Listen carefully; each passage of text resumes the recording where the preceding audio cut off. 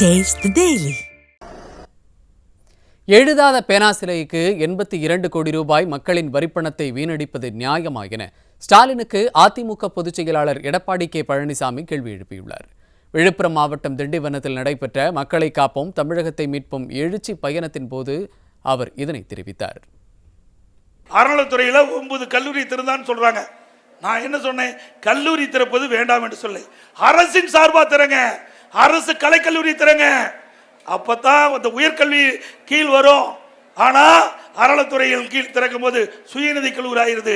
அப்படி அது சேர்ந்து படிக்கிற மாணவன் கல்வி கட்டணம் 9,000 ரூபாய் செலுத்தணும். அதே அரசு கலை மற்றும் அறிவியல் கல்லூரி சேர்ந்து படிச்சா வெறும் 1000 ரூபாய் தான் கொடுக்க முடியும். உங்க அப்பாவுக்கு நினைவு மன்றம் கட்டினா ரைட், நான் ஒரு தலைவர் கட்ட வேண்டியதுதான். ஆனா உங்க அப்பாவுக்கு அரசாங்க வரி பணத்தை எடுத்து 82 கோடியில எழுதாத பணம்ல நடுக்கடல வைக்கிறிய, யாருட்டு பணம்? இந்த மக்களுடைய வரி பணம்.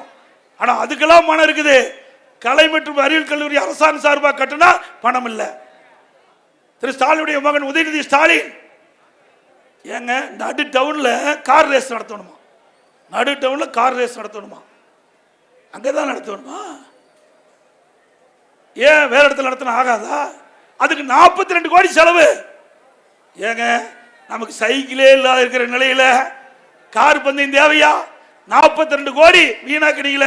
அந்த பணத்தை எடுத்து கல்லூரிக்கு செலவு பண்ணுங்க, கல்லூரி கட்டுங்க, மாணவர்கள் படிக்கட்டும். அப்புறம் நீட் தேர்வு சொல்லியிருக்காரு. எப்ப பார்த்தாலும் நீட்டுன்னு நீட்டிக்கிட்டே போயிட்டார் காலத்தை. என்ன சொன்னாரு தேர்தல் நேரத்தில்? எல்லாம் ஊரா போய் திரு ஸ்டாலினும் அவருடைய மகன் திரு உதயநிதி ஸ்டாலினும் திமுக வெற்றி பெற்று வந்தா முதல் கையெழுத்து நீட் தேர்வு ரத்து செய்யணும். 4 வருஷம் ஆகி போச்சு. என்ன